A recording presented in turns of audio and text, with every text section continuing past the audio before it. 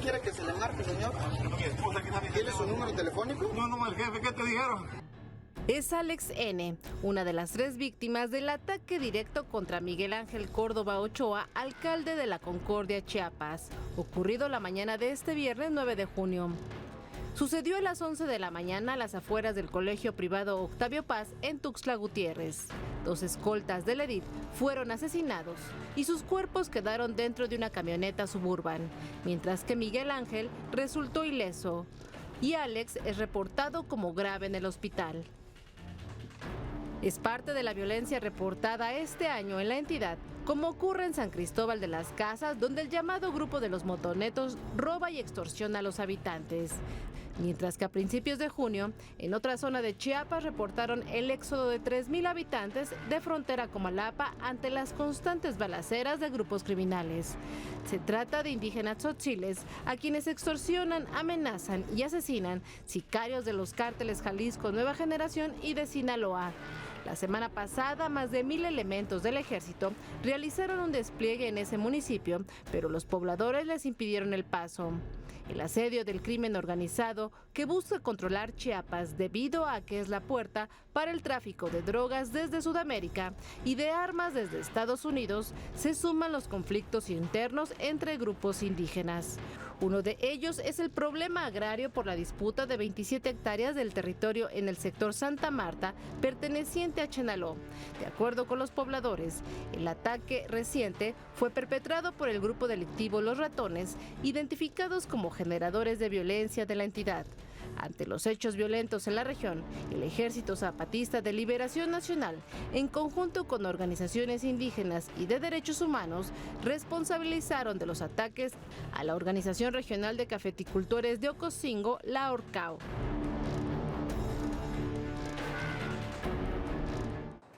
Hemos insistido en que desde este lunes comenzó en términos electorales el 2024. Quienes se hayan quedado políticamente en el 2023 ya se quedaron atrás. La semana comenzó con cambios, renuncias, acomodos, reglas de juego y métodos para elegir candidatos. Y todo esto con mucha prisa. Morena se les adelantó a las oposiciones en este camino. Renunciará a partir del lunes Marcelo Ebrard y finalmente también lo irán haciendo otros aspirantes. Ya lo anunciaron Ricardo Monreal, Manuel Velasco, Gerardo Fernández Noroña.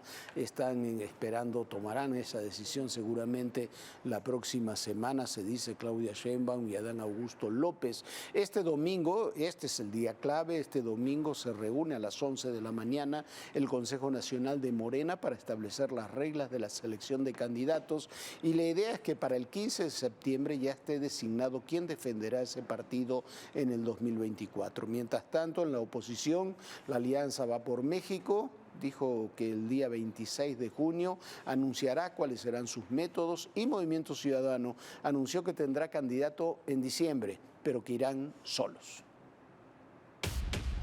Los aspirantes a la candidatura presidencial por Morena están listos para comenzar el proceso. Este domingo 11 de junio, el partido de Morena convocó a su Consejo Nacional para decidir el método de selección. 6 han levantado la mano para la contienda interna que podría definirse a través de encuestas. El primero en tomar una decisión fue el canciller Marcelo Ebrard, quien renunció a su cargo con fecha de este 12 de junio. El senador Ricardo Monreal también anunció que pedirá licencia. Lo mismo Manuel Velasco y Fernández Noroña. El primero es senador por el Verde y el segundo es diputado por el PT, pero buscan abanderar a la alianza con Morena. Claudia Sheinbaum, jefa de gobierno, indicó que esperará a la decisión del domingo. Y Adán Augusto, secretario de Gobernación, también esperará. En tanto, este viernes se llevó a cabo una reunión de morenistas de las bases del partido que buscan sean tomadas en cuenta en las decisiones del domingo. La otra alianza, denominada Va por México, del PAN, PRI y PRD, indicaron que a más tardar el próximo 26 de junio quedará definido el método para designar a su candidato. Aseguran que en su proyecto no habrá cabida para ninguna de las llamadas corcholatas. Varios han levantado la mano. En total, van 13 por la alianza, entre ellos Santiago Krill, Lili Telles, Beatriz Paredes y Claudia Ruiz Massieu. Mientras que Movimiento Ciudadano, tras no llegar a un acuerdo con el PAN, aclaró que irá solo en la contienda de 2024. Dante Delgado, dirigente nacional del partido, dijo que el método lo tendrán que analizar los órganos internos de MC durante el Consejo Nacional realizado en julio, mientras que el secretario general de Movimiento Ciudadano, Juan Zavala, adelantó que definirán al candidato en diciembre. Otros de forma independiente han mostrado intención, como el actor Eduardo Verástegui y el senador Germán Martínez. Hasta el momento se contabilizan 34 personas que buscan llegar a la silla grande. Hay que ponerle un nombre, un rostro.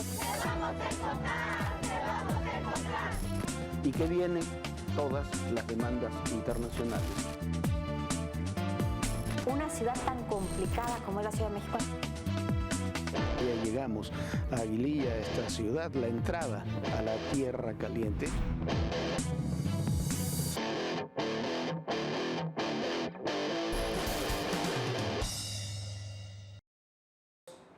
La virtual gobernadora electa del Estado de México, Delfina Gómez, prácticamente no ha dado durante esta campaña entrevistas, mucho menos de un perfil personal. Hace 6 años, en una de las primeras entrevistas, si no es que la primera, de un corte personal para que platicara quién es ella, cuál ha sido su trayectoria, me la dio a mí y hoy se las quiero presentar.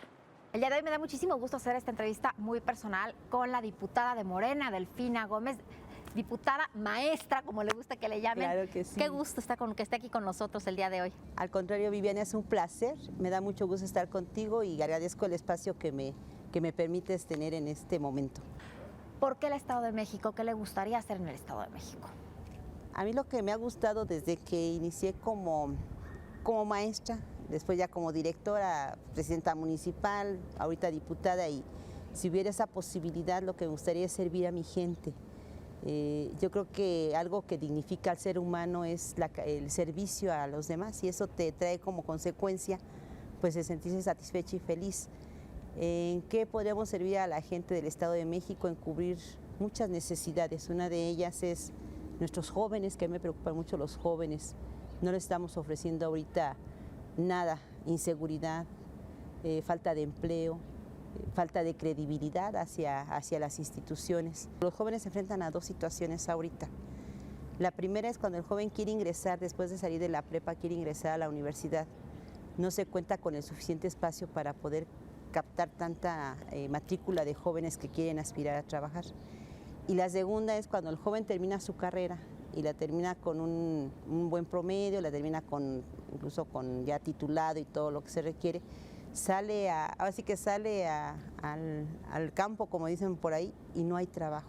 A ver, me cuentan que tienes una relación cercana con Andrés Manuel López Obrador y que Andrés Manuel López Obrador tiene mucha confianza en ti. ¿Cómo se fue dando esta historia? Pues él me conoció a través del trabajo.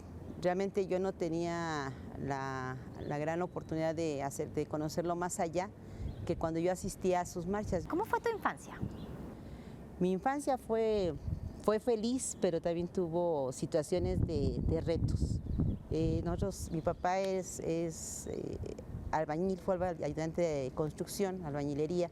Mi mamá era ama de casa, ella vivió todavía la época donde la mujer no tenía que estudiar porque pues, se casaba, tenía hijitos y la mantenía.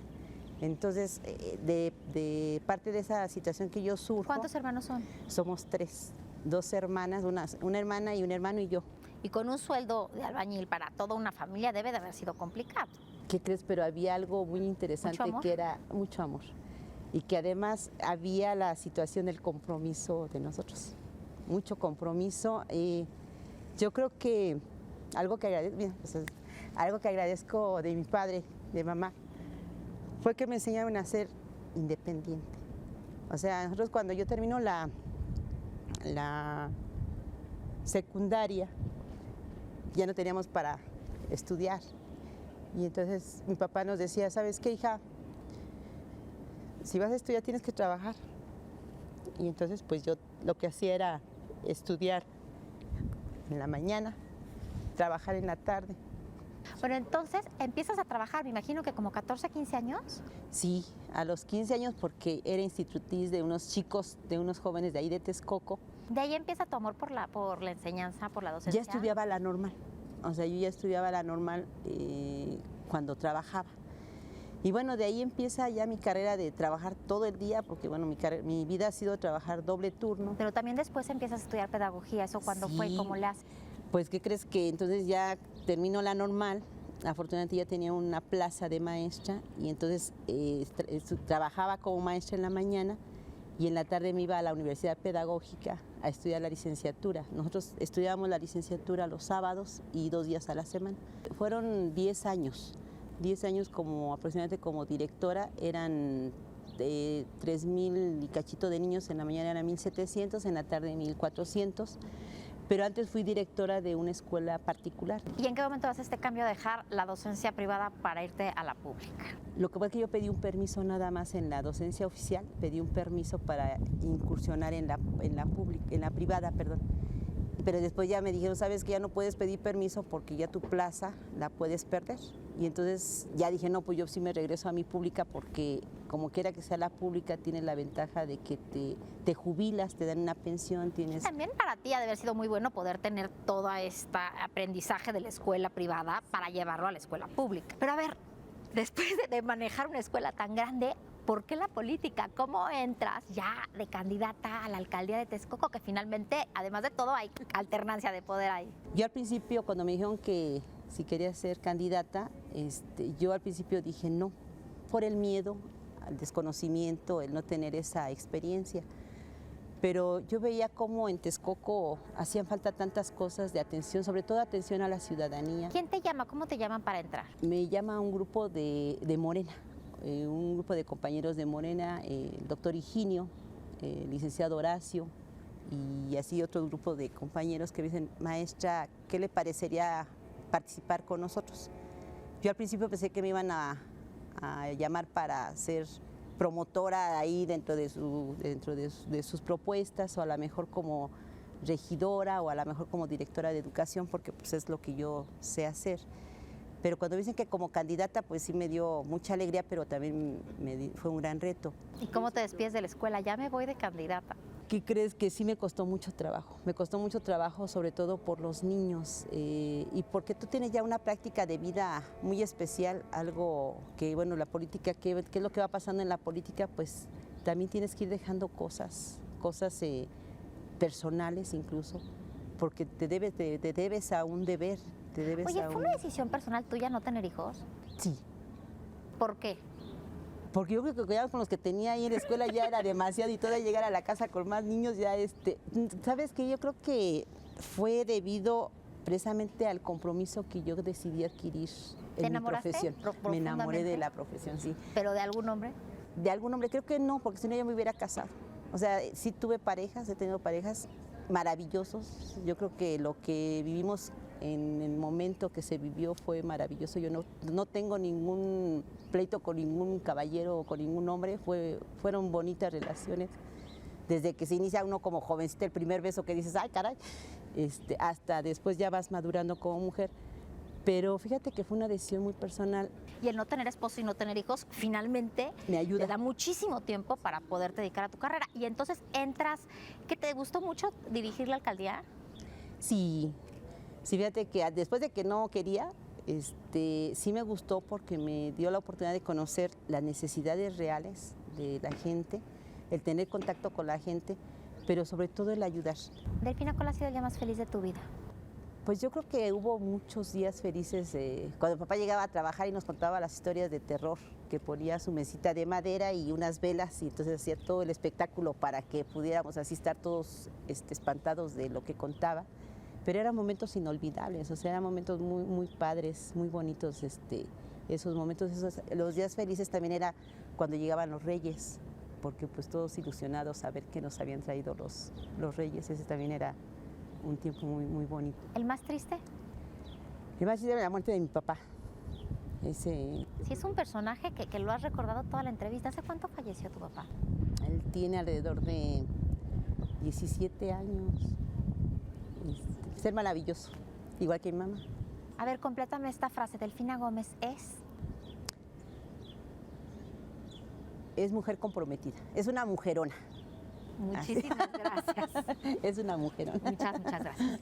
No, gracias a ti. Bueno, y aquí está Delfina Gómez en sus propias palabras, la próxima gobernadora del Estado de México, la primera mujer gobernadora de un estado como el Estado de México, en donde no había habido alternancia desde la época de la revolución. Y vamos a otro tema, estamos, como vimos, en tiempos de destapes, una vieja tradición política mexicana.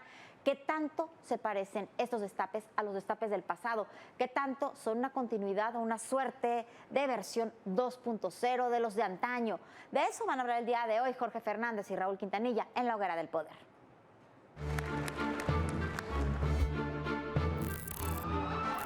Una visión oscura de la sociedad.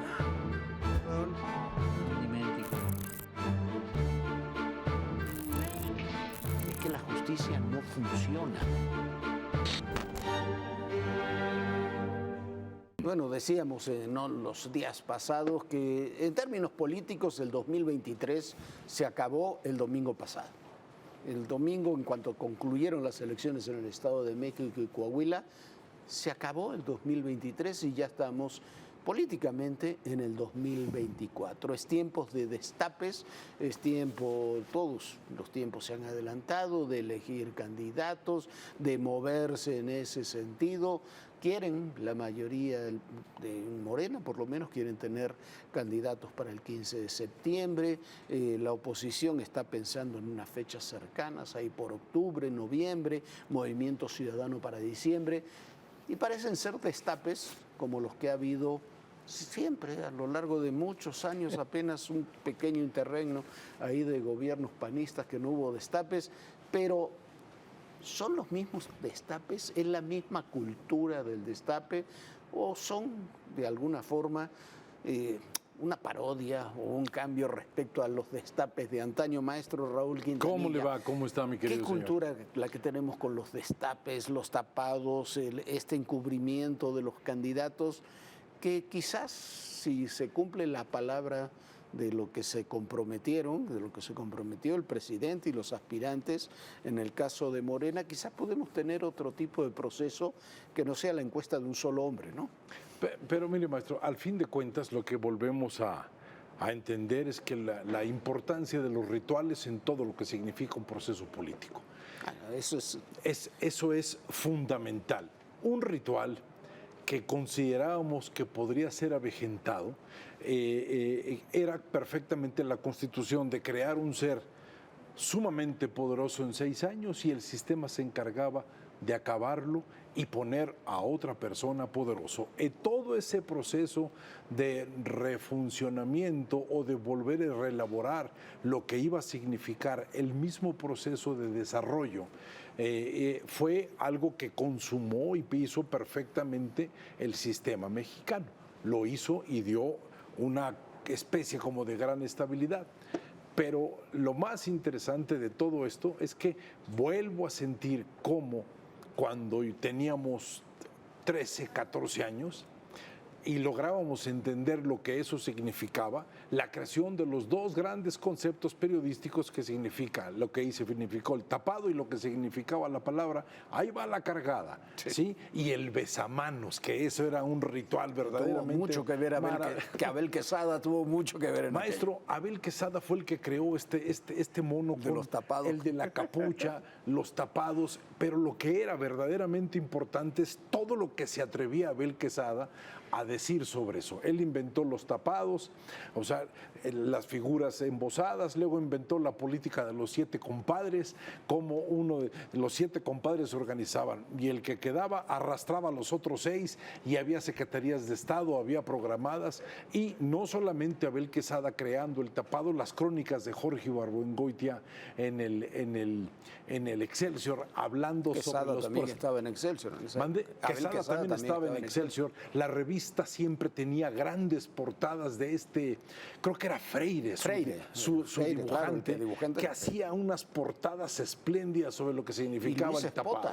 ¿Sí? Que fue Luis Espota, el que dio la teoría, digamos, novelesca del tapado. De las palabras mayores. ¿Sí? Entonces, todo era un ritual, maestro, todo era un ritual que todos pacientemente esperábamos, pero el más significativo momento de ese ritual era cuando una tarde de algún día, pero era en la tarde, aparecía el gran Fidel Velázquez.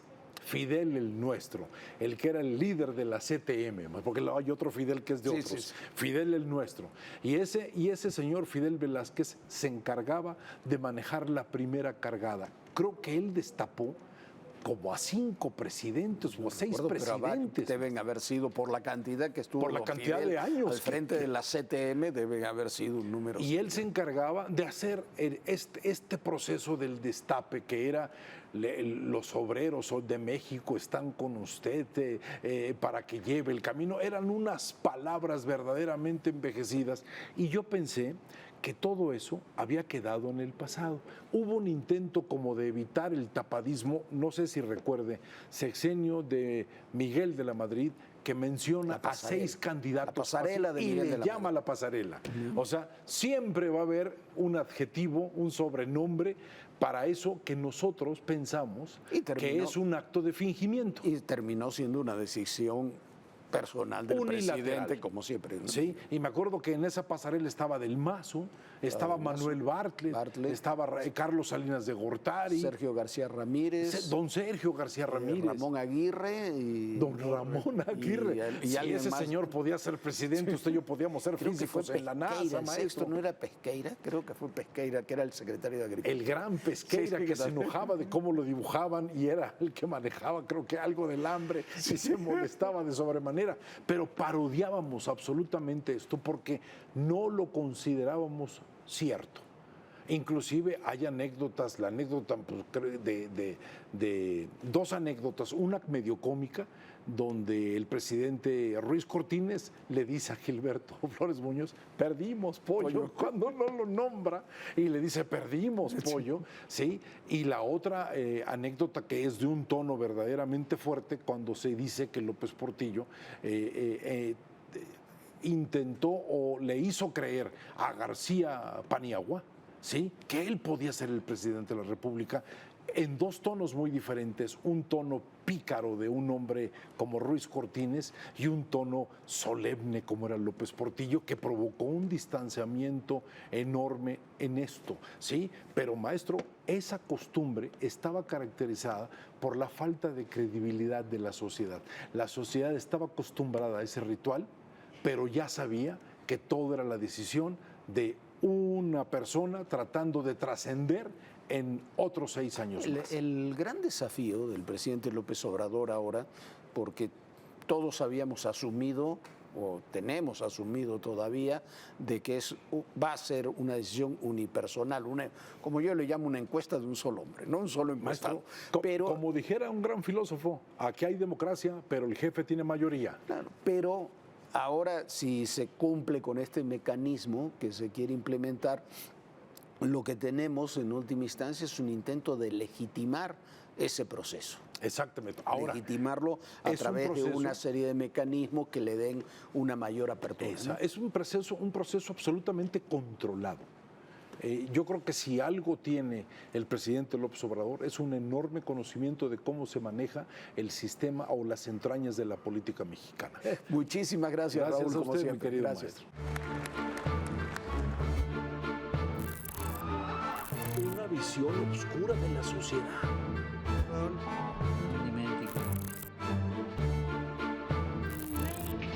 Es que la justicia no funciona.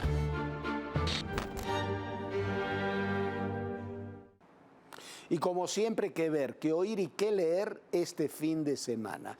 Que ver una serie fantástica, la verdad, además es muy divertida. Los plomeros de la Casa Blanca, la historia del famosísimo caso Watergate, muy bien recreada, con un estilo de humor involuntario porque los hechos y los personajes fueron reales. El caso Watergate le costó la presidencia a Richard Nixon y ha sido uno de los momentos más altos del periodismo de investigación en su historia. Pero esta serie muestra la otra cara de todo esto, el rostro del desastre interior en la Casa Blanca que llevó a ese fallido intento de espionaje político. Véala y si usted conoce la historia se va a divertir aún mucho más. ¿Por qué? Porque son personajes estrambóticos que están llevando a cabo un desastre político y lo hacen como si pensaran que están alcanzando las más altas cimas del poder. Que oír, esta semana murió una extraordinaria cantante que dio a conocer el bossa nova al mundo, Astrud Gilberto. A principios de los 60, una jovencísima, delgadísima Astrud cantaba un par de temas en el disco Getz Gilberto con el saxofonista Stan Getz y el guitarrista brasileño Joao Gilberto, acompañados por el compositor y pianista Antonio Carlos Jobim, que es realmente el verdadero creador de la bossa nova. Astrud canta la versión más popular, la que conoció todo el mundo, de La chica de Ipanema, y otro tema que se hizo también famoso con ese disco, Corcovado. Stan Getz era un hombre bastante mezquino, no le quiso dar ni crédito en el disco porque la consideraba algo así como una corista. Finalmente le pagaron $150 por su trabajo. Pero esas dos canciones, sobre todo La chica de Ipanema, lo convirtieron a este disco en el disco más vendido de jazz en décadas y dieron a conocer al mundo a la bossa nova y a Astrud Gilberto. Murió Astrud esta semana a los 83 años y el disco es un verdadero clásico. Que leer una autobiografía con mucho de literatura de un gran periodista español, Arcadio Espada. Se llama La vida de Arcadio.